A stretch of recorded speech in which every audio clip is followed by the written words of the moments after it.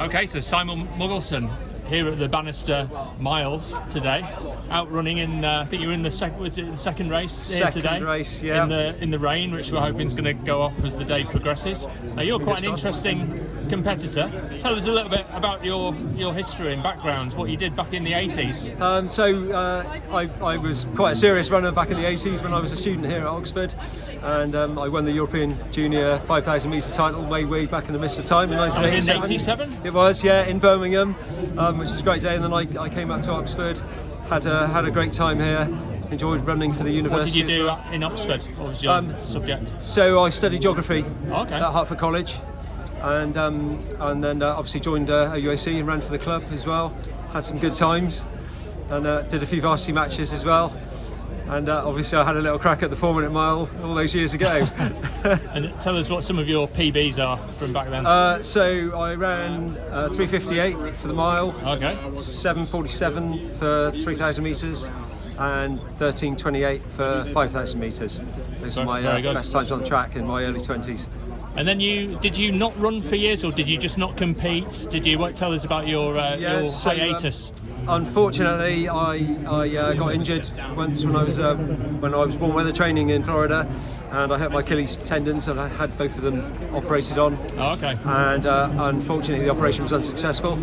So I basically had 30 years away from the sport. 30 years. 30 years. So no running at all, hardly. Nothing at all. Once a year, maybe when I was on holiday, but I didn't run a single step for 30 years. Didn't do anything else to keep fit? No cycling or anything like that? Cycling didn't really appeal to me, unfortunately, so I just got a bit lazy basically and didn't do any sport at all. But I always missed it. I really did. Really missed it.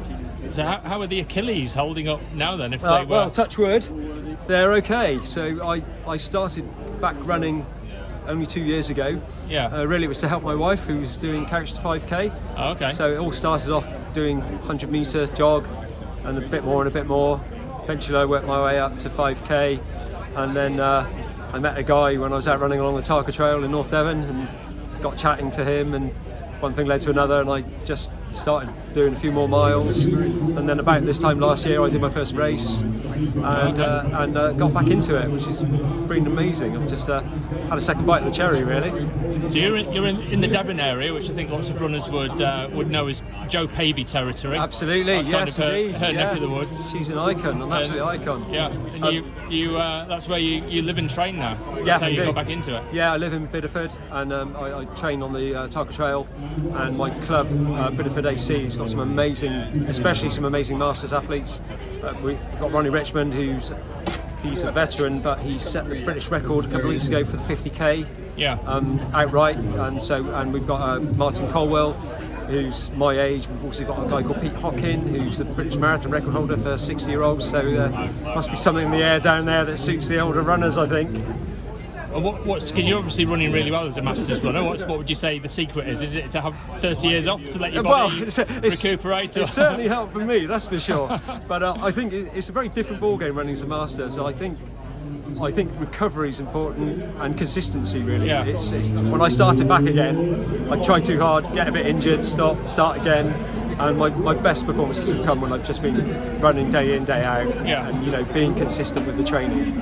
And how have you found the changes? I see you've got a pair of what look like dragonfly shoes. Yeah, I know. Oh my goodness me! Those kind of things didn't exist back in the 80s. No, not at all. We used to run them what we call them DAPs, I suppose, in this day and age. Super shoes are amazing, but I think, to be honest, they really help the older athlete as well, because the soles and everything, more cushioning, more protection for the legs, and obviously they're faster as well, which is good. Yeah, but you look like you're really enjoying it. Are you enjoying it more now than you did back then, or have you always been quite a cheery character? I think I've always been quite a cheerful character, but I'm really grateful to be able to run again. It's 30 years of passion's never left me. The fire's still been burning, and it just, my body wouldn't let me run, and to have a second bite of the cherry is just amazing, and meeting all these people and meeting new people, it's been fabulous. Really incredible. I raced yesterday in the Birmingham 10k. It was my first. The Great Birmingham run. Yeah, it was my first. I was running for England Masters, so it was my first English vest. You had a busy weekend then. Yeah, so 2 races in 2 days, and a few beers in between as well. But that's part of the camaraderie of it and enjoying it, basically. So what's your ambitions now in the next few years? What would you like to do? If I can stay in one piece, I would really love to represent Great Britain in the European Masters Championships or the World Masters Championships. Okay. That would be a dream come true if I could do that. Kind of 5-10k or marathon. I think 5 and 10k suits me best. Yeah.